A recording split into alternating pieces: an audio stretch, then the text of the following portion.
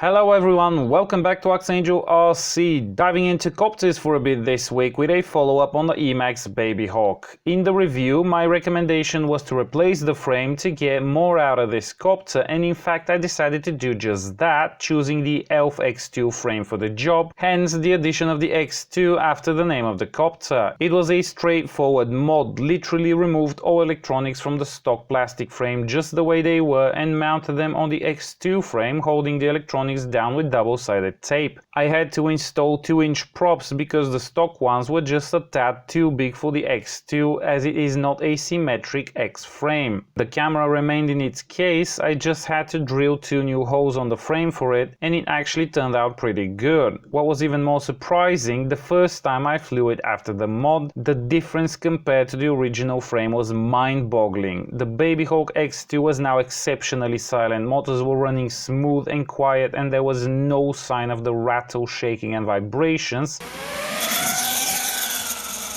that I was used to with the plastic frame. It flew absolutely perfectly on 2S batteries. Emax had done a great job on the PIDs, only downside was putting this apparently well-tuned copter on a crappy frame. It's a good thing this fix doesn't cost all that much. So impressed by this new performance, I decided to experiment at races with it, and to my surprise I discovered it was much easier for me to race with this copter compared to my bigger ones. Perhaps the size and tune were more in line with my abilities, as it is slower for sure, but this also allowed me to better aim at the gates and go through them, and because of the reduced speed I made fewer mistakes. I actually raced with it in one of the latest races around here, and to my surprise I gave a much quicker time compared to my much quicker and more powerful 6-inch Hydro build, which I'm still working on. After that I decided to do a few more changes to the BabyHawk X2 and actually enter the next race with it as my main racer. So now we come to the reason for this video. Said race is the MyFly race this weekend, 12th and 13th of May in the Republic of Macedonia in the city of Skopje. Link for those interested is in the description below. Getting the BabyHawk X2 ready almost felt like I was repairing a wristwatch with all these tiny cables and small solder points, but at the end the job was done. This impressive little copter got a new flight controller and ESC stack, the ArxangelRC F425.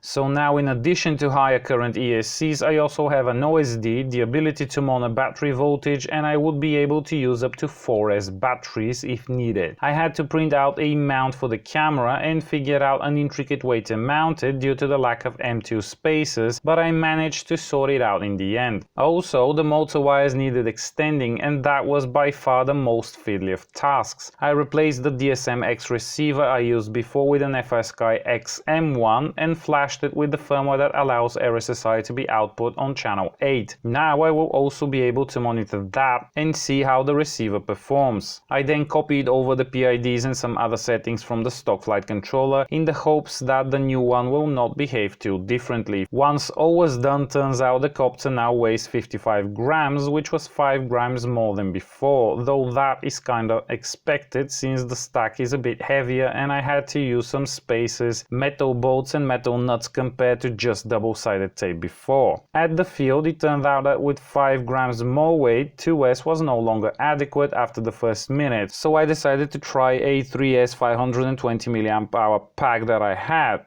That turned the BabyHawk X2 into a rocket, but it could still go slow if I really tried, with the added bonus of some good thrust and speed when I needed it. The smaller size meant that the copter can easily fit through tighter spaces, and I was more confident to try and have some fun around the bushes. Now, those 520 mAh packs are heavy and do make the copter look quite funny, but do allow it to run for 6 minutes, so I will get some 350 mAh 3S packs that should be lighter and would give me around 3 minutes of flight, which should be enough for most races and should lighten up the copter a good deal. I also replaced the red GST connector with an XT31 just to make sure that will not be a choke point for the current. Last weekend we even made up a small track with a few gates to train a bit, and I was having a blast with the BabyHawk when disaster struck. Quite literally, if I may add. One of my mates and I met head on at one of the gates, which left the BabyHawk literally in pieces and he only got a bent prop. That sort of hinted at the fact that we need a better organization when we do this, as he wasn't really sure of the direction of the track, and also that the plastic spaces will not be strong enough for this task. I can repair all the severed cables now, but it will take some time, and during a race that would hardly be ideal. I will have backup copters, but decided to go out and buy some metal spaces to repair the BabyHawk with, just to make sure they will survive in the event of another similar crash. That did make the copter 5 more grams heavier. Now it sits at 60 grams without the battery, but the added rigidity should be worth it. So a short while later the copter was up and running, and it is ready to take on the competition at the race in a few days. Hopefully this time I might even make it to the finals, although I highly doubt that, knowing how many skilled racers will be there, but you know, there is always hope. Now, if you have found this video helpful, please like, share and subscribe if you haven't already, and consider doing the same on Facebook for more regular updates, and also consider supporting me on Patreon. If you have any questions, leave them in the comments and I will try to answer to the best of my knowledge. All relevant links are in the video description below, and using any of them to buy anything from those websites would help support this channel, would allow me to keep doing this, and you will have my endless gratitude. Happy flying, and I will see you after the race.